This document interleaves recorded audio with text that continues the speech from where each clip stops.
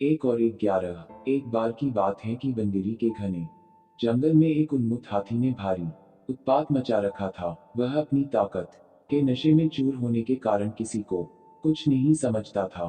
बंदेरी में ही एक पेड़ पर एक चिड़िया व चिड़े का छोटा सा सुखी संसार था। चिड़िया अंडों पर बैठी नन्हे नन्हे प्यारे बच्चों के निकलने के सुनहरे सपने देखती रहती। एक दिन क्रूर हाथी गरजता चिंघाड़ता पेड़ों को तोड़ता मरोड़ता उसी ओर आया। देखते ही देखते उसने चिड़िया के घोंसले वाला पेड़ भी तोड़ डाला।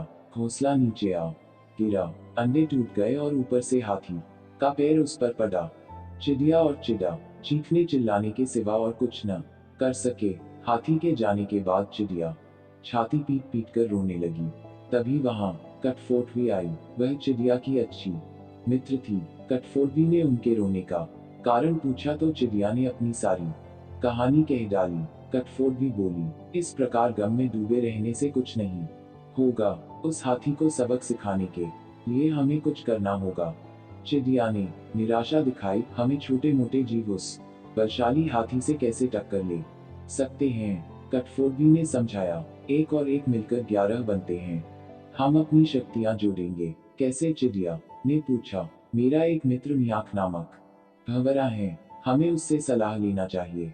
चिड़िया और कटफोड़वी भंवरे से मिली। भंवरा गुनगुनाया, यह तो बहुत बुरा हुआ। मेरा एक मेढक मित्र है, आओ उससे सहायता मांगे। अब तीनों उस सरोवर के किनारे पहुंचे जहां वह मेघ रहता था। भंवरे ने सारी समस्या बताई। मेढक भर्राए स्वर में बोला, आप लोग धैर्य से जरा यहीं मेरी प्रतीक्षा करें, मैं गहरे पानी में बैठकर सोचता हूँ। ऐसा कहकर मेढक जल में कूद गया। आधे घंटे बाद वह पानी से बाहर आया तो उसकी आंखें चमक रही थी। वह बोला, दोस्तों, उस हत्यारे हाथी को नष्ट करने की मेरे दिमाग में एक बड़ी अच्छी योजना आई है। उसमें सभी का योगदान होगा।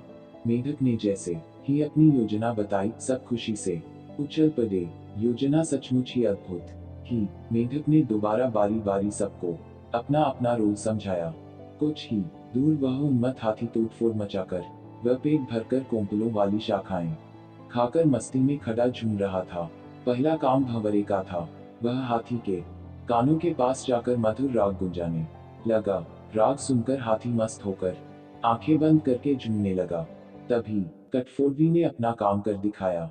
वह आई और अपनी सुई जैसी नुकीली चोंच से उसने तेजी से हाथी की दोनों आंखें बींध डाली।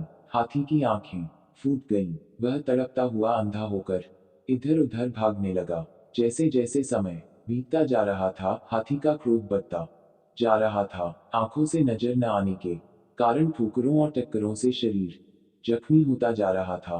जख्म उसे और चिल्लाने पर मजबूर कर रहे थे। चिड़िया कृतज्ञ स्वर में मेघ से बोली, भैया, मैं आजीवन तुम्हारी आभारी रहूंगी। तुमने मेरी इतनी सहायता कर दी। मेघ ने कहा, आभार मानने की जरूरत नहीं, मित्र ही मित्रों के काम आते हैं। एक तो आंखों में जलन और ऊपर से चिल्लाते चिंघाड़ते हाथी का गला सूख गया। उसे तेज प्यास लगने लगी। अब उसे एक ही चीज की तलाश थी, पानी।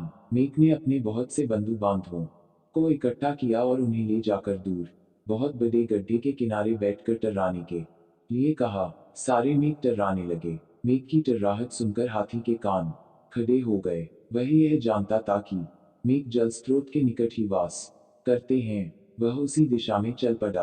टर्राहट और तेज होती जा रही थी। प्यासा हाथी और तेज भागने लगा। जैसे ही हाथी गड्ढे के निकट पहुंचा, मेघों ने पूरा जोर लगाकर टर्राना शुरू किया।